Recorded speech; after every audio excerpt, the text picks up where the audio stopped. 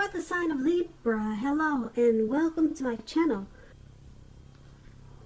So Libra, for your advice we have compassion. Now on the flip side of this card it says, be gentle with yourself. You are a magnificent soul. And then we also have, I create mindful moments throughout the day, reminding myself that I am love and miracles are natural. So for your advice, it's basically saying that this probably should be a time to be gentle with yourself, comfort yourself, because you're a beautiful, magnificent, wonderful soul. And just know that you create moments in your life in a big way or in a better way. If you remember that you are love and miracles, they do happen. They're natural. So compassion and create mindful moments. That's your advice for February. Now let's move on over to the recent past. We have the Knight of Wands, and it's paired with the Moon card. So with the Knight of Wands, this is actually a great time for travel if you can manage to get away. You should be feeling charged up and with a whole lot of energy, and you'll probably get a lot of things done, or it's a great time to do that. Your self-confidence is likely to be increasing, and this should help. It should help you toward any goals that you have, because the Knights, they're about messages. The messages are likely to be positive and probably related to work or career, but it could go either way.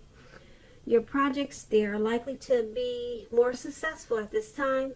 Well, we're talking about the recent past. So they were probably more successful than you had expected or predicted. Also, you had a lot of reasons to feel pride at that time. So if you were asking about love and relationships with this Knight of Wands, you probably met someone in the recent past through work. This new person was likely to have hair on the lighter end of the spectrum. If you were already in a relationship at that time, you needed to be sure that your communication was as clear as it could be, and make it a point to take time to talk to each other. This would have improved your feelings of closeness substantially. Now that's with the Knight of Wands, and it's paired with the Moon card. Now with this Moon card, you were probably in a more psychic and intuitive phase than usual. So it would have been important for you to trust your instincts and your impressions, even if you were unsure where they were coming from at that time. Also, not that you needed to be mistrusting, but it would have been helpful for you to realize that it's probably was possible that all was not what it seemed to be. If you felt like you could not trust someone or trust a person, then you probably were correct. You probably could not. So you needed to go with your gut instincts. And if you were waiting on an answer from someone at that time, unfortunately it could have taken longer than you would have liked for it to. So you would have needed to stay patient, or that's what you did. When we're asking about love and relationships, when you get the Moon card, it points to a highly emotional time in a relationship. So if you were in a relationship, things probably became really heated up and uncomfortable. So you probably took a break from this person, or you needed to. Also, it would have been important for you not to make assumptions and fight fairly. if you were going to fight at all. Pick your battles and be sure that you were treating your lover like a friend.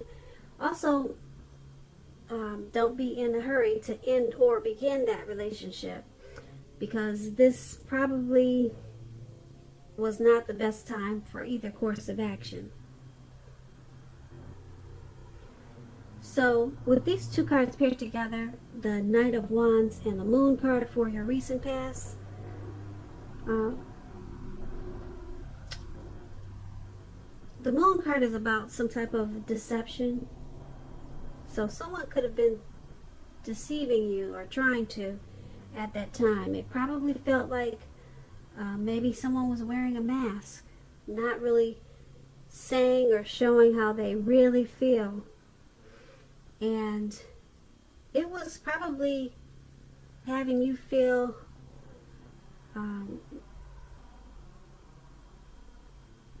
maybe you were ready to move on, because with this Knight of Wands, it's about having a lot of energy and charged up. And you see, I don't know if you can see the picture, but this man is on a eagle or some type of animal, and it looks like he's in the sky and he's just taking off. So there with some deception, maybe, like I said, maybe the person you're dealing with, or maybe it was a situation and you were probably just ready to move on because you had a lot of reasons to feel pride at that time. You had a lot of energy and maybe you just took off from the situation. So that's what I have for the recent past. Now let's move on over to the present time. We have the Ten of Cups, and it's paired with the Death card. Now the Ten of Cups is it's a very uplifting card. Very, very uplifting. This card is about happiness. It's about a wish fulfillment. Either way, it's a very good card. This Ten of Cups, it speaks about a happy family life, even if you're single, and to the general well-being that goes way beyond you yourself, to include those that you're most concerned about, such as your parents, siblings, children, and much more. Also, being spiritually fulfilled is a part of this picture. This is a very good card, once again, to see, regardless of any questions.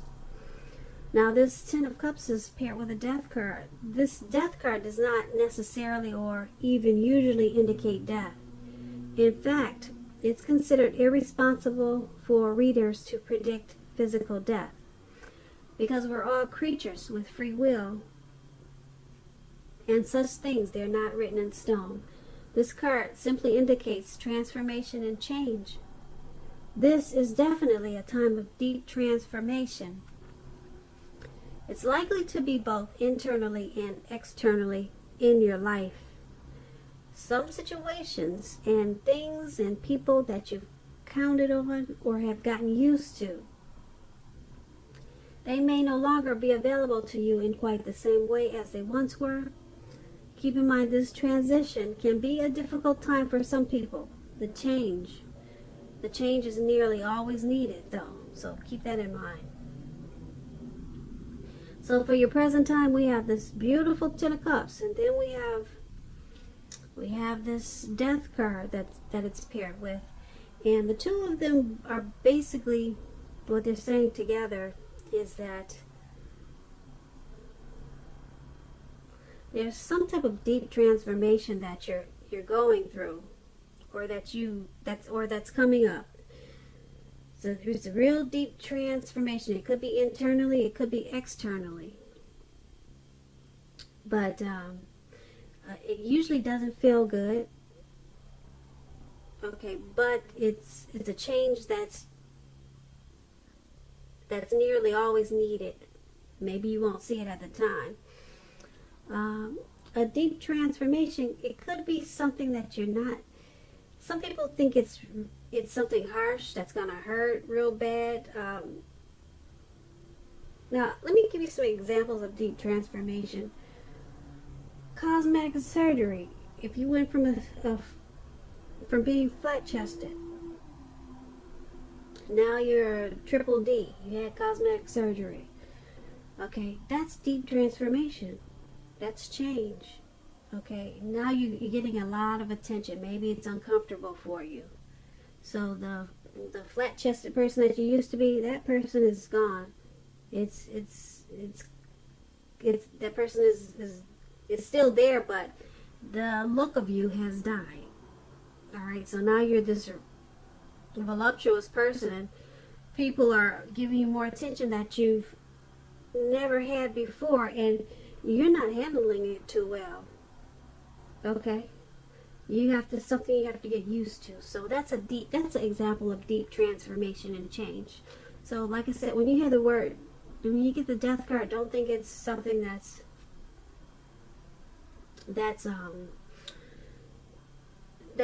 don't think it's something that's really, really bad. Some people's heads, they just run wild when they see this card.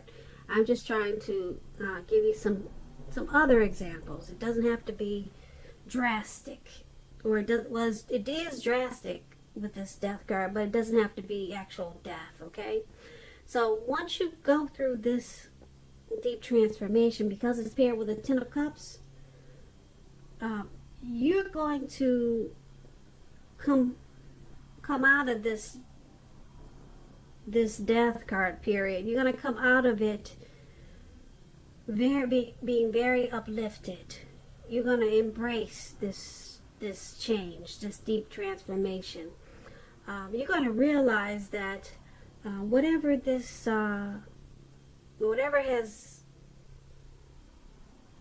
died, it has turned whatever has died has turned into a wish fulfillment. You're going to realize that whatever is no longer is now your dream.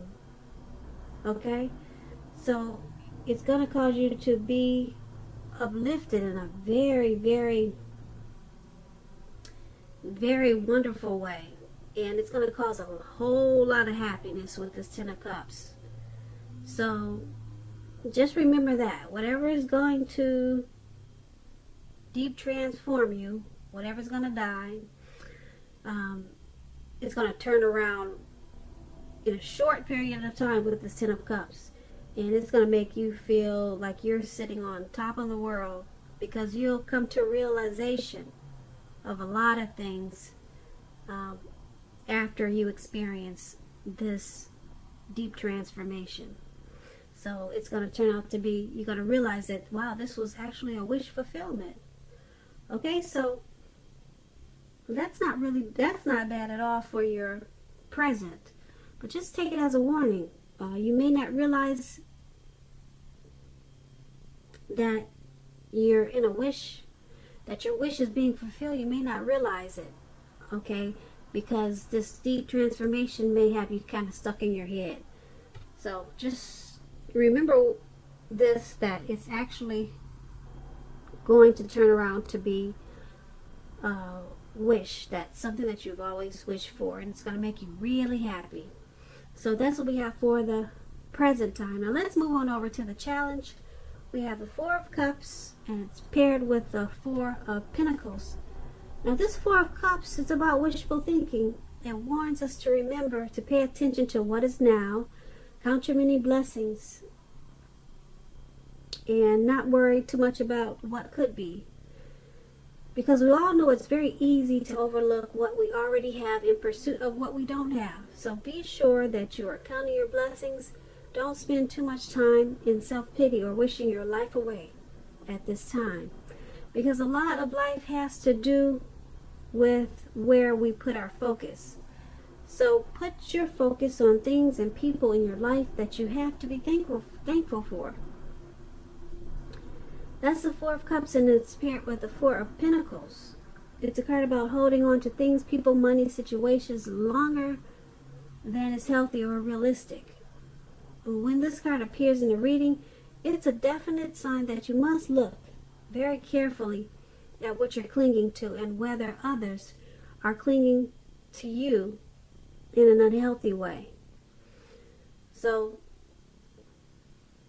keep in mind this Four of Pentacles, it points to anxiety and fear about money and or clinging to whatever makes you feel secure. The key here is to try to realize that being anxious and grasping, it does not bring security. As you can see in the picture, this man, he's got his feet and he's got his hands. He's on all fours. And he's holding on to those pentacles in a very unhealthy way. You could tell by the look on his face. So with these two cards paired together, it's basically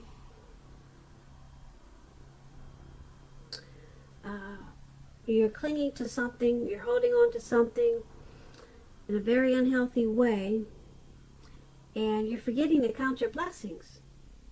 So yeah, you could be wishing your life, wishing your life away, wishing too much wishful thinking, and you're forgetting you can't really cling on to things like that because it's unhealthy and it's going to cause anxiety, and it'll make you sick. It'll make you sick being like that. So the Four of Cups reminds you to count your blessings. All right, so don't spend too much time in self-pity or wishing your life away, because a lot of life has to do with what we put our focus on, and you're probably too focused about holding on to something in a very unhealthy way. So go ahead and count your blessings. And that's going to be the challenge. So we move on over to the outcome. We have the Page of Swords and the Ten of Wands. So with the Page of Swords, it can sometimes stand for an actual person, a literal person in your life. If this is the case, it will represent a younger person. The page can often indicate a message is coming in. This message, it may not be what you're hoping to hear. This Page of Swords tells us that you could be trying too hard or pushing too fast or stepping on the toes of others.